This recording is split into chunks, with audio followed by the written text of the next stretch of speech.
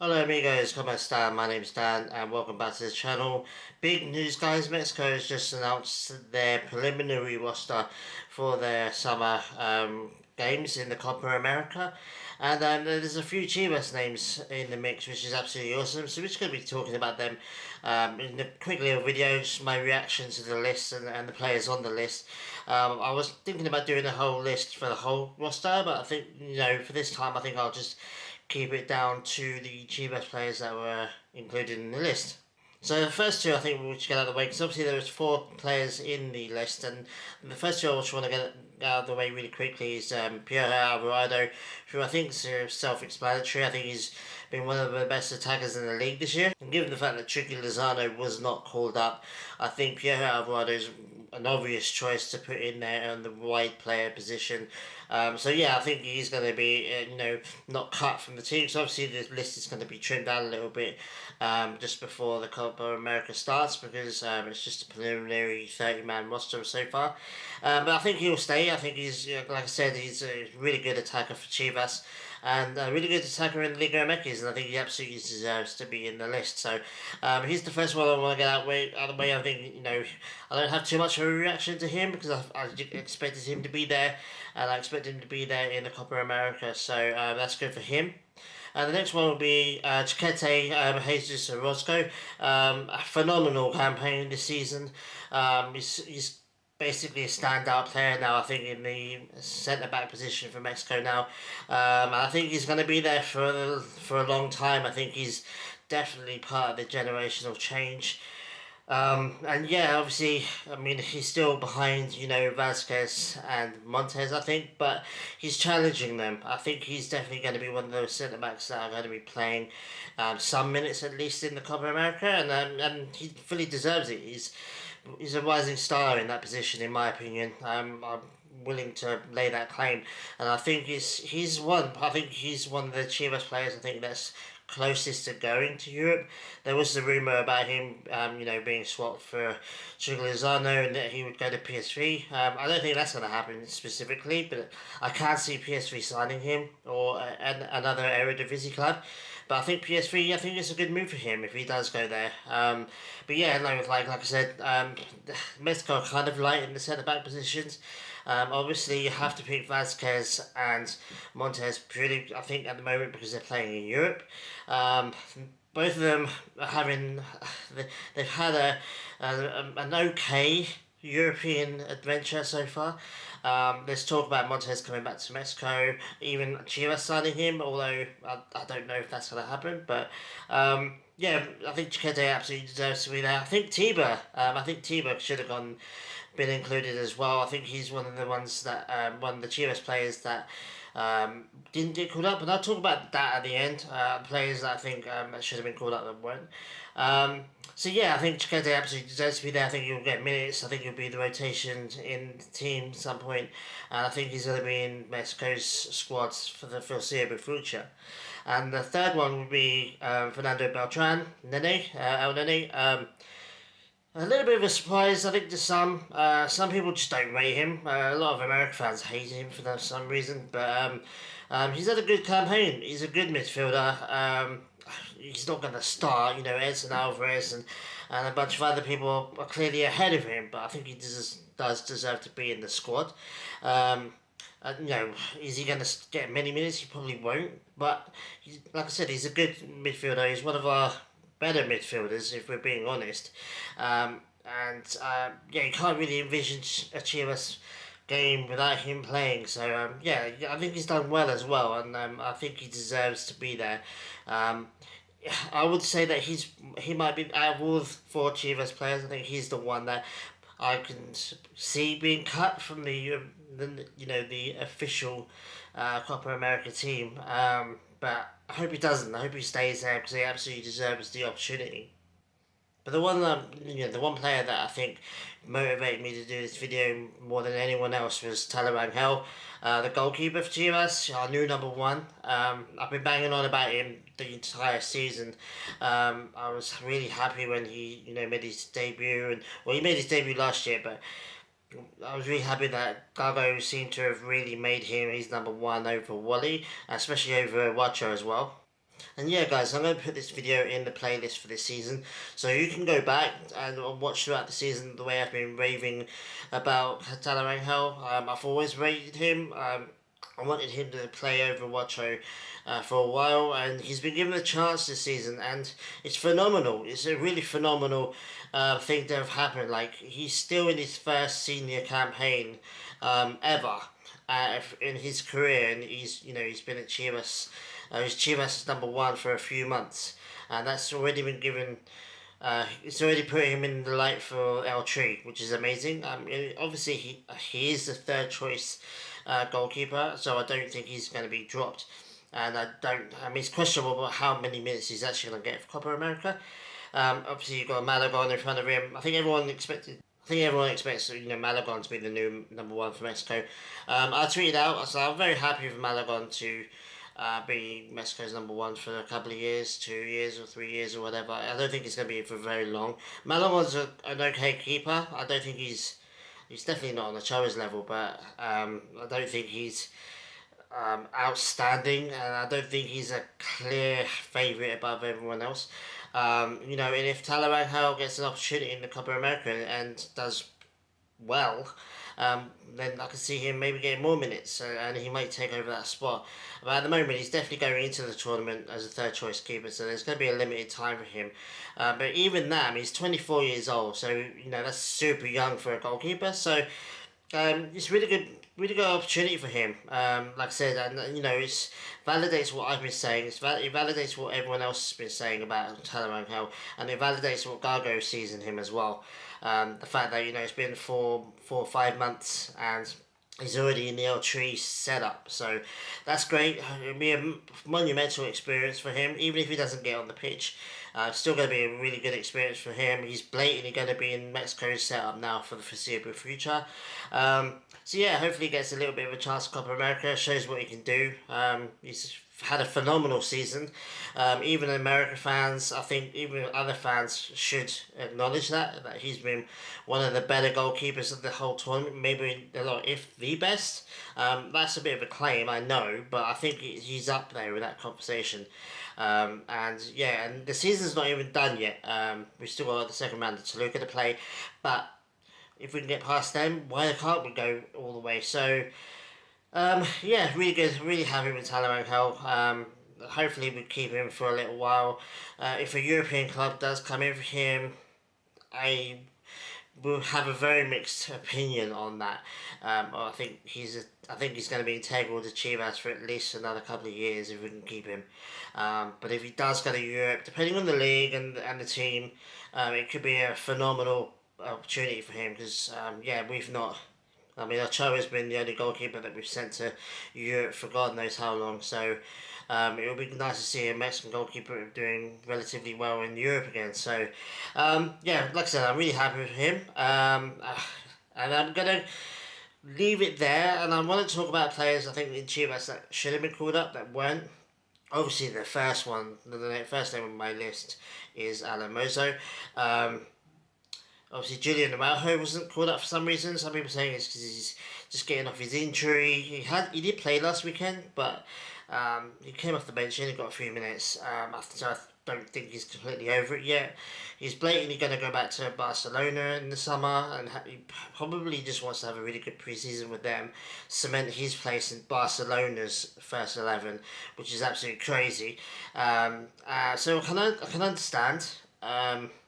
Because if you include Julian Araujo in the Mexican national team, you have to play him. I think he's going to become Mexico's star right back for the next few years. So it's a big loss. If the injury is the reason why, then I can understand it. If it was any other club, except for Arsenal obviously, but it's a huge European club and he wants to cement his place. He had a really good loan spell at Las Palmas and he wants to cement his place in Barcelona, and if he's included in the Mexican national team, he's going to have to play because he's that good and he's that much of a high profile player, and he probably just does. I don't know whether it's him or whether it's the Mexican national team or whether it's Barcelona, but somebody probably just doesn't want to risk it. which is fair enough, I guess. But that means it leaves a gaping hole in the right back position. Obviously, Jorge Sanchez is probably going to be the guy that's going to be starting at least in the right back position. And yeah, I don't have all the confidence in the world for that. Obviously, he's not in Europe anymore, and as much as you love Liga MX and all that, you have to take the opinion that going from Europe into Liga MX is a step down. It's that's just the hard truth. That's why I don't have a particular high opinion of Marcelo Flores right now, who was included in the senior list. I don't think that should have been happening. I think he should have gone to the U23 squad. Um, yeah, that's why people seem to think that Marcelo Flores might be the one. He may be. He may have an outstanding Copa America, but you know, he went from Arsenal to Tigres, and for me that was a step down. Some people think that's a step up. Some people think that he made the right move. He's doing all right now for Tigres, which is cool. For me, he could do outstanding at Tigres and win every single trophy. It's still a step down. I think he should have stayed in Europe. But yeah, so Jorge Sanchez going back to Mexico was a massive step down for him. I don't think he should hack Europe, in my opinion. I think Porto was a good mix for him rather than Ajax. I think Ajax, he was really found out there. But yeah, so I don't want to talk too much about him actually. I just want to talk about the fact that right back position in particular is really light when it comes to Mexico. And yeah, Alan Mozo is one of the best right backs in the league. I'm sorry if that hurts you. I'm sorry if that makes you cry, but it's true. And I think he absolutely deserved to be in the call up. Like I said, would he have started? Would he be number one? No, right. That's not what I'm saying. I'm saying he deserves to be in the setup. He deserves to be maybe the second choice or even the third choice, and given the opportunity, if needed. So I think he's a massive loss. The next one I want to talk about is Kate Cowell. No, I'm just kidding. Sorry about that, guys. The next one I want to talk about, obviously, I've mentioned already, Tiber Sepulveda. Tibish absolutely should have been included in this lineup. I mean, if we're being honest with ourselves, Mexico has seen a bit of a drop off in the centre back position over the last few years, and he's been a really good defender for Chivas. I know some Chivas have mixed feelings for him. There's some Chivas fans that absolutely just don't like him. I never really understood the hate, to be honest with you. I thought he's always been a decent defender. Obviously, he's made a mistakes down the line, but he's a super young player. And the centre back position, defending position, unless you're outstanding, you're gonna make a mistake here and there. You just got to stick with it and improve, and you will improve if you're a decent player. You will improve, and he has done. And I think him and Chiquete are doing really well for Chivas right now. Blatantly our best centre back pairing, and yeah, I think. Why not? Why couldn't he have been involved in this lineup? At least the preliminary one. I think he should have been involved in the actual official list as well when it comes out. So I think he's a big miss as well. I think the last one, I think it's fair to say, is Pocho. I know that a lot of Chivas fans haven't rated him this season. I think Pocho is a class midfielder and attacking midfielder, or maybe even an attacker. And I think he gets a lot of disrespect from a lot of people, especially Chivas fans. Some Chivas fans just don't rate him. He scored the winner against Toluca. He's scored a lot of goals for us this season. He's a good goal scorer. I mean, I can understand the players that are included. I can understand why Pocho hasn't been included. I personally would have included him, at least in the 30-man roster. But it is what it is. I mean, for me, the main ones really are Mozo and Tiba. I think they both should have been called up. But it is what it is. You can't be perfect. There's goods and bads about the list. Obviously, there's a generational change now. A lot of younger players, I mean, Raul Jimenez, Chucky Lozano, all these players are not being called up anymore. Henry Martin as well, he's not called up. Santi Jimenez is finally going to be given the chance to be the Mexico's starting striker, which is great. But there are negatives. There is a generational change, but it's the first step. It's not the whole thing yet. Romo's still there. Once he leaves, that'll be the end of the generational change for me. So yeah, it's not perfect. I mean, for me, it was about an 8 out of 10. It would have been a 10 out of 10 if there's obviously Mozo and Tiba, but also a couple of other players that were included that shouldn't have been included. But overall, I think it's alright for a Chivas fan. I think 4 players in the senior team, which is great. Like I said, this we Chivas have taken a turn in the positive direction under Paunovic, and we're starting to really see that now with Galgo. The young players that we're bringing in now, the results we're getting this season, and it's starting to show. And I've always said, like, if Chivas can sort themselves out, then they can start supplying players to the national team again, because it's been too long, to be honest with you. The last few years, hardly any Chivas players have gotten into the national team, so it's good to see some players now. There's a few, not just 1 or 2 even, but 4, which is great. And then obviously Garcia and Tapatio going into the under 23s, that's monumental. I absolutely rate him. I hope that he becomes a Chivas goalkeeper. I think, if one day in the next year or so we do decide to sell Rangel to Europe, then I 100% want Garcia to come back in. I think into the senior team. I think he's doing phenomenally well with Tapatio. Obviously they crashed out this season, but he's a monumental goalkeeper. For me, it's been Rangel and Garcia, who I've really thought, wow, we're making some really good goalkeepers at Chivas now. So yeah, the future's good for right now for Chivas. We're bringing in young players. We're still doing that, and I think over the next couple of years we're going to really see a shift and more Chivas players in the national team, which is going to make a lot of people upset. Oh well, it sucks to be you, but yeah, I'm really happy anyway, guys. Let me know what you think about the players that have been included. Let me know about the whole list in general. Is there any players that you think should have been called up weren't that are not Chivas players? Let me know players that you think were called up that should have been. And we'll have a massive discussion about that. I mean, I could have made a Mexico Central video, but I really couldn't be bothered, to be honest with you. Mexico, because of the recent results, I'm a bit lethargic when it comes to Mexico, to be honest with you. So I just kind of wanted to keep it Chivas centric, just because Chivas, is in my blood now, it's in my heart, and I very much right now see Mexico through the lens of a Chivas fan. So yeah, I'm enjoying that right now. It's a different perspective for me. I became a Mexico fan before a Chivas fan, but something shifted in me now. I feel like Chivas is more important to me now than the Mexican national team. It is what it is, and that's until Chivas wins the title. Maybe we can focus on Mexico a little bit more, but at the moment I'm quite happy just focusing on Chivas. So yeah, let me know in the comments down below what you think about the list and Chivas players, and how you think Mexico's going to do in the Copa America. We'll have a conversation about all of that stuff in the comments. I'm very happy to do that, so I'll respond to all the comments. So, and like and subscribe if you haven't already. If you're watching this and you haven't subscribed, I really appreciate if you did. Yeah, I'm just trying to grow the channel, grow the community, and have more discussions about Chivas and Arsenal as well, and with more people, because I love talking about these clubs that I love. So yeah, take these guys. Thanks very much for watching.